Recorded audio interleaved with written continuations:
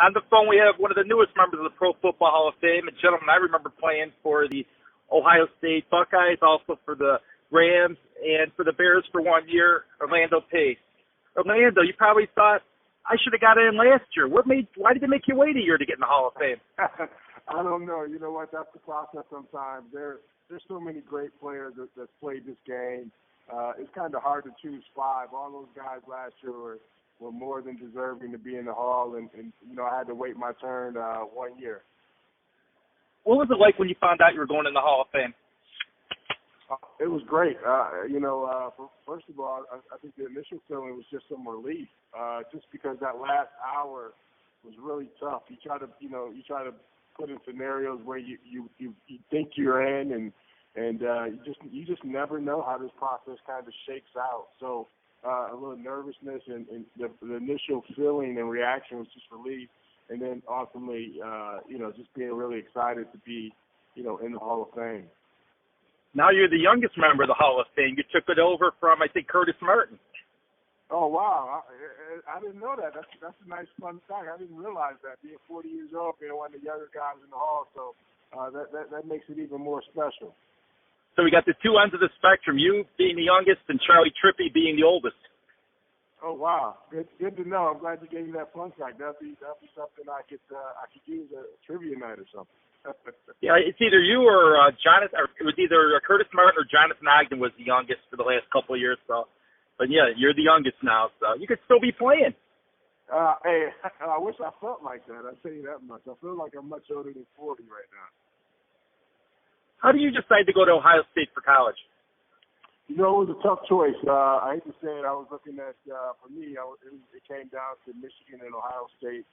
And because Sandusky's so close to Michigan, you have a ton of Michigan fans there, and of course, a lot of Ohio State fans. So, but once I took my visit to the Ohio State University, I met some incredible people there. Corey Stringer, who was a great player at the time, kind of took me under his wing a little bit, and that kind of sealed the deal for me. And it was a great choice for me. Probably one of the best choices I've made in my life. Because your coach was like Jim Tressel when you were playing? No, I was with John Cooper, so I was under John. Oh, John Cooper. Yes. What was it like to play for Coach Cooper? It was great, man. He treated us like young men, and he was one of those guys that recruited me really hard and wanted me to come and gave me an opportunity to play. That's the biggest thing. He gave me an opportunity to play as a freshman. And that's what I was looking for in attending Ohio State. You were one of the few players to play as a true freshman, start your first game. What was that like? Wow, immediately you see the speed of the game is a lot different from high school, and just doing, they kind of threw me in there with the big boys and see if I could handle my own. So, and that first game was a little rough just from the speed of the game, and everybody's big and everybody's strong, and being a freshman, I still had some growing up to do and some developing my game. So, but you kind of learn as you get out there, and each week got better for me, and it was a good experience.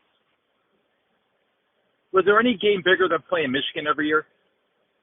No, that is the game. When you go to Ohio State, that is the game. End of the year, normally there's something on the line for that game. To play in that atmosphere and to be around that rivalry is really why you go to Ohio State. You won, 3 Outland trophies in college. You were fourth in the Heisman. Was there an award that stood out that you thought, this is something winning this award?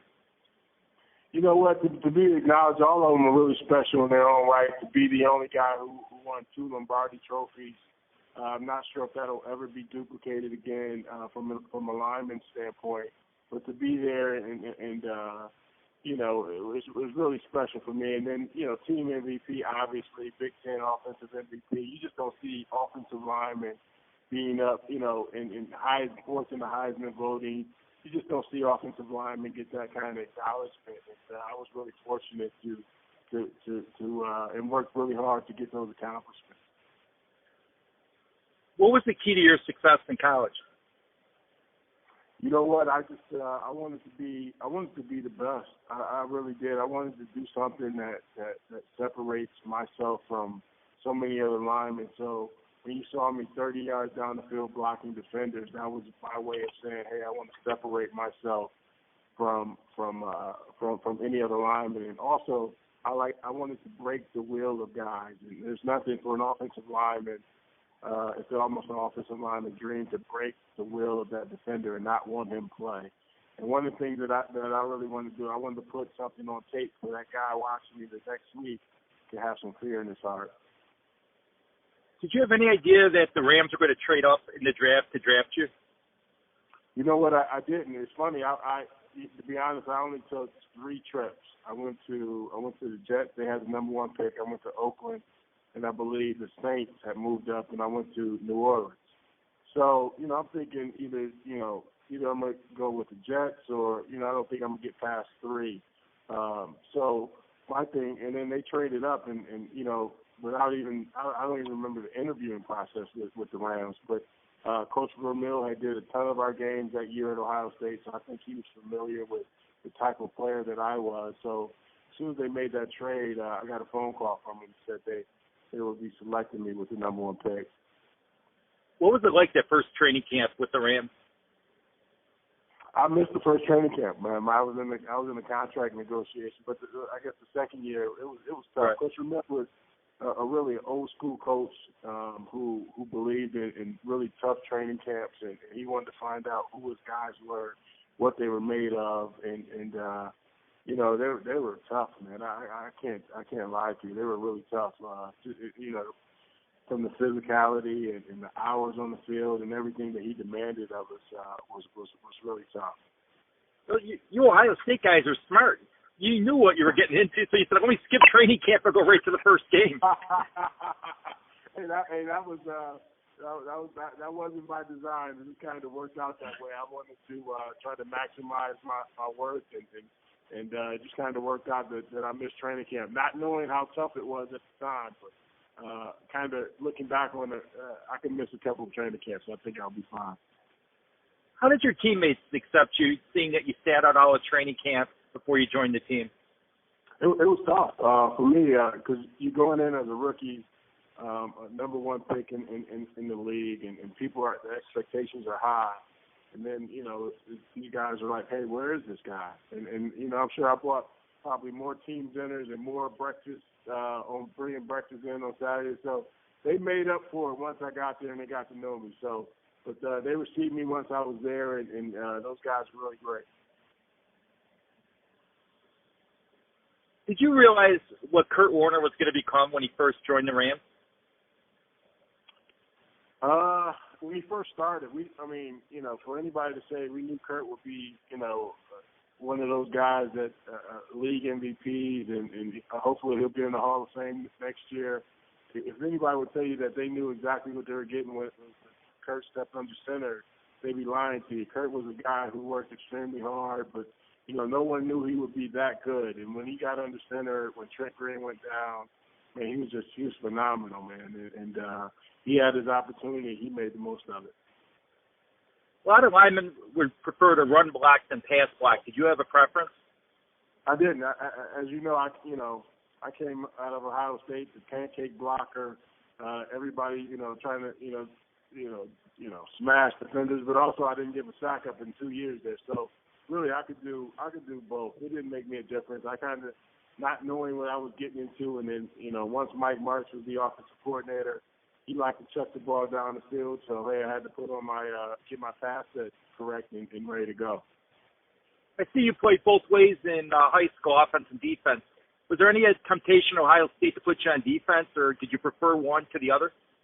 You know what? I did play a little defense at Ohio State, as a matter of fact. Short yardage, goal line situations. I played, they threw me in there a little bit. So down there in the red zone, I was in the game, or in the goal line, I was in the game at Ohio State. So, but I was an offensive lineman. I didn't like getting cut blocked. So I didn't like defense too much. Who taught you the pancake block? It was just me. It's just me, Corey Stringer. I saw. We played Alabama in the Citrus Bowl, and he came around and he just crushed this guy, and guys were scared of him. You can see those defenders scared. At that point, I realized, hey, I want to impose my will on guys as well. and just finish blocks and really separate yourself from guys. Guys always block through the man, and I really wanted to block through the man. So, my thing is once it kind of took off and people started noticing it, then obviously you want to do it more. So that was my thoughts on. When did you realize that offense could be special, the greatest show on turf? Wow. I think going into training camp, we felt good with Trent Green being in at quarterback. But once Kurt, got under center and Marshall Falk had just came in and guys were healthy and we knew this offense could be special.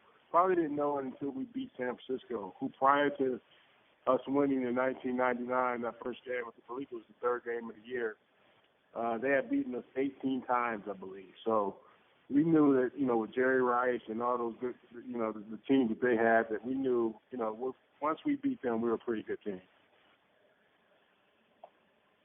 So when you guys started rolling with that offense, setting all kinds of records there, did the offensive line think to themselves, you know what, we should be getting more credit for this? They keep talking about Green and our running back, Marshall Falk, and Torrey Holt and Isaac Bruce. What about us linemen? No, you know what? That's our motto, man. We're gonna go about our business, and the great thing about that team is everybody was unselfish. These are all good guys. Nobody really wanted the credit. When you look at Kurt Warner being an awesome guy, Marshall Falk, Isaac Bruce, Torrey Holt, all these guys are really good people. We, as offensive linemen, we always take pride in our team having success in winning ball games. That's just the way the mindset of an offensive lineman is. Hey, we don't really need the credit. We just want to go out and do our work and win ball games.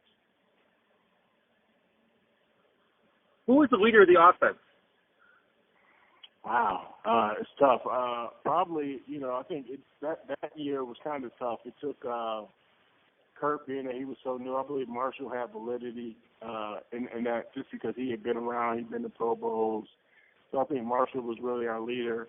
Isaac Bruce, who had been there for a long time prior to me getting there, was one of our leaders on offense as well. But everybody kind of took turns leading at that particular year. What was it like playing in that first Super Bowl? Wow, it really was a culmination of everything that you kind of do in life.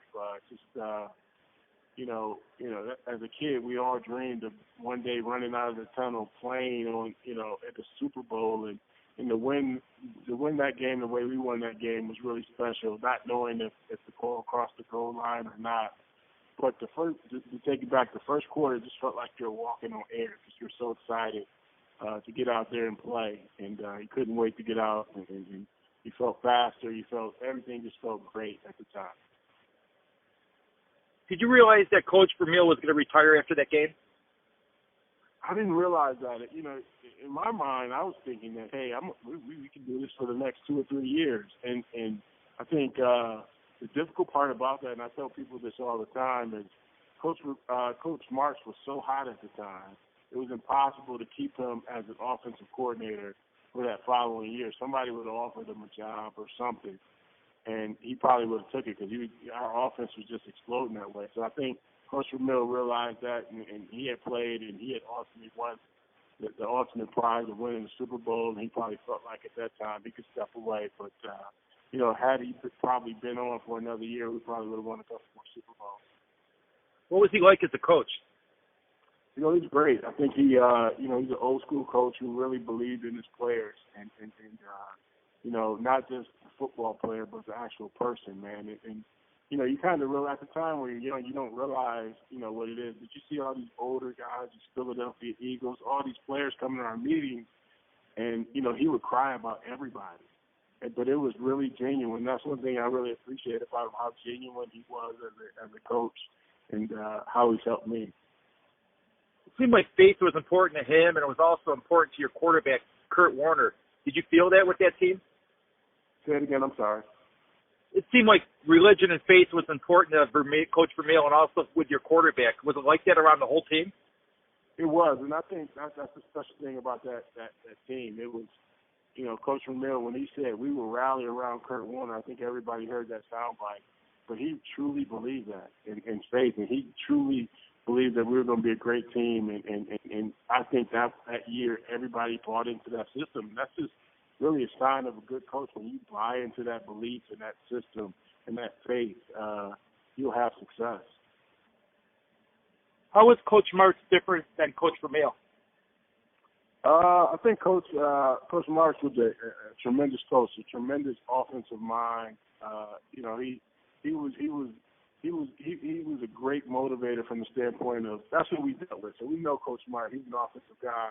It was easy for him to manage the offensive side. I think he may have had just controlling the whole team and bringing people around him and that kind of thing. So I think he was his first time head coach. It's difficult sometimes, but he still had success. Still had some great players. We still went to the Super Bowl, 2 years later, and we had some good teams. But he was a great offensive mind. But I think Coach Vermeil was just a little more old school than Coach Marks was. What was that Super Bowl like against New England? I mean, you were heavy favorites. Everyone just assumed you were going to roll over. Yeah, it was one of those things where, you feel confident. You think they're playing with a backup guy like a Tom Brady. You think, we'll roll over this team. But, Coach Belichick came out. They had a great game plan. They were really stopping our passing game. Had we run the ball, the outcome may have been different. But, they dropped a lot of guys in coverage to stop our passing game, and we needed to make adjustments. Who was the toughest defensive lineman you went up against? That's a tough question. You know what? They're all good, and I don't want to give anybody credit that's undue, but they're all pretty good. No one in particular that presented. There were different players that presented different challenges, but no one that I really feared. I know John Randall said he loved to talk trash with the guys on the offensive line, get in their heads, talk about girlfriends, things like that. Were any of the defensive linemen you went up against, did they do that with you? They never talked to me. I was always a quiet guy, and I don't think they wanted to wake the sleeping bear a little bit. But John Randall, you bring up his name, and he played inside. And I played against him a couple times, and the things he would say was just flat out hilarious, man. I'm like, dude, I couldn't believe because he read players' bios, and he's talking trash to my guard. And I'm like, dude, what is this? I'm in my stance, literally laughing, like, oh my God, this guy's hilarious. I mean, he just talks so much trash, it's unbelievable. He said he knew their girlfriend's name, where they were sitting in the stand, about their mother or their father. And that's what shocked me. He threw out one of my guards like his wife's name. I'm like, how in the world does he know his wife's name? And it was I didn't want to. And the guy got teed off. My guard got pretty pissed off about it too. His coaches used to tell him spend more time practicing than learning all this stuff. Oh, it was unbelievable. Was there a game that stands out as your favorite in the NFL? Of course, if you look at it, outside of the Super Bowl, every player will say that the Super Bowl was one of those games that was really, the big game. But, there's so many good games. I think that game against San Francisco, just to get that monkey off your back with 18 losses from an organization. Wow, there's so many. When you play 13 years, there's a lot of games that really stood out to you. Just the NFC Championship game against Tampa, which was a tough game to get to the Super Bowl, was really tough. But you know what? One special one that really stood out, now that I think of, was our first playoff game on the run to that Super Bowl against Minnesota. And I can remember just the city being really excited, and because the Rams had never been to the playoffs before. But to play that game, we come out, first play of the game, we score. And that's one that really sticks out because that dome, the Edward Jones Dome here in St. Louis was really, really rocking. It was good to be in the playoffs. And I remember, wow, this is a great feeling just to be in the playoffs. Did you ever dream that all your former teammates would have such media success? Marshall Faulk, Kurt Warner. Seems like they're all over the place. They are. Marshall does a great job. He and Kurt both. I didn't realize Marshall would probably end up in broadcasting, but he's doing a fabulous job along with Kurt. But yeah, there's a lot of guys that just they're talk. They weren't big talkers when they played, but now they do a good job in the broadcasting world. And Aeneas Williams, I know, is real active in St. Louis with his ministry. He is. Yeah, I go to Aeneas' church from time to time, and he and Ray Lewis a few weeks ago just did a great program where they're talking about society and telling their stories. He's a great speaker as well. Is there a player you watched growing up that you try to model yourself after? You know what? Not one particular player. But when I was in college, and I think Willie Rope was in his prime, I really enjoyed watching him. Obviously, Anthony Munoz is probably one of the best of all time. And when you look at what those guys have done and how the left tackle or the position has transitioned so much over the years, man, just see guys get bigger and more athletic. And you know what? I was a big Willie Rope and Anthony Munoz fan. So now you remember the Hall of Fame with Rolf and Munoz. And now you're with a team you can never be cut. That's what the great Deacon Jones used to tell the guys. Yeah, you know what? It's great, and I've heard that a few times. Just to be a part of that group. When you look at how many guys have actually played this game, and you know, and you see that there's only 300 guys that are in the Hall of Fame. I think there's 160 something that's still living Gold Jackets, and to be a part of that elite group and it's really hard to describe the feeling because it means so much as a player, because that's the ultimate goal as a player, to one day be noted as one of the best of all time. And I'm humbled by the honor.